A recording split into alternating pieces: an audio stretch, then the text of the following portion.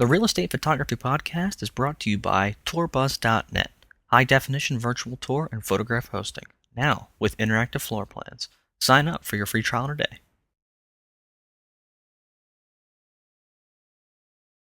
Hello and welcome to the Real Estate Photography Podcast with Mike Muriello. Today we have a composition tip about shooting views and how to really capture a view that's offered by a particular house.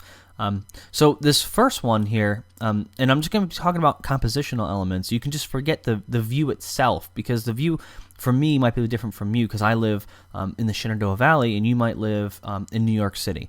So it'll be different, but it'll also be the same. So the composition is the important part.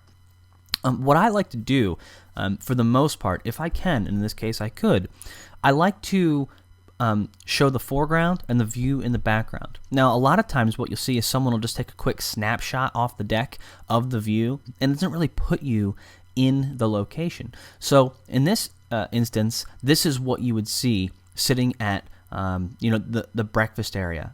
Right off the kitchen. This is the scene that you would see. And that tells the story of what the view is at this particular house. You'll notice that, and like I said, I'm going to compare this to a snapshot. A snapshot, the whole focus of the shot would be the background, the view itself. In this case, I want the background to be the background. I just want it to play second fiddle to the location, which is the house. You're not selling the view, you're trying to help sell the house. So that's why the view is in the distance, and obviously the foreground is in the foreground.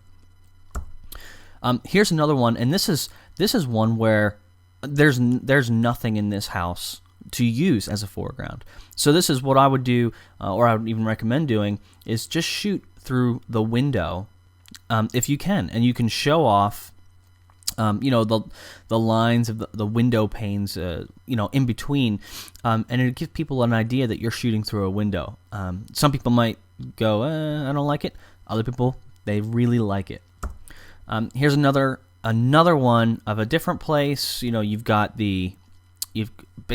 to see what you would be sitting in and looking out of. It's another way of putting the viewer into the seat or into the house. And now moving to the exterior, because these views are, they could be inside or outside. And I thought, a porch is also pretty important to people, if you're going to buy a house with a, wraparound porch or something, to show the view from there. So once again, you're almost backing up to put people at the house, as opposed to going up to that railing and taking a picture of the view, because the view is actually not important. It's the setting. And then last but not least, you can also do the same with exterior shots. What I like to do is I like to give two options. One is the really tight shot of the house, the face, the garage, and all that nice stuff. And then the other one is that wide shot that shows the view as well, and then let the agent decide, because they're the ones determining how they want to market the property.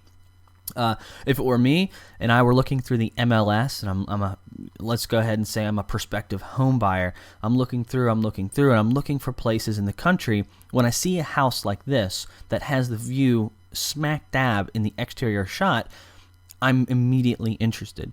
So those are just a few ideas on how to shoot the views and kind of incorporate the setting. All right, thanks for watching.